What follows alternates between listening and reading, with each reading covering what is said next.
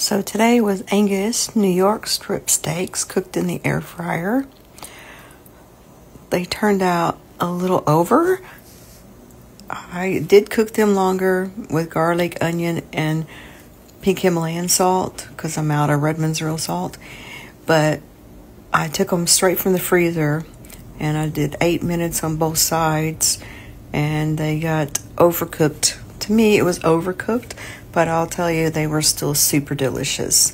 So I poured the fat and used the drippings as a dipping sauce, and I finished it with the Maldon salt that I love so much. It was so delicious. And as you can see, I take a big old bite. Yummy. So you guys remember, meat heals, sugar kills, and fat is where it's at. Yum. Yum, yum, yum.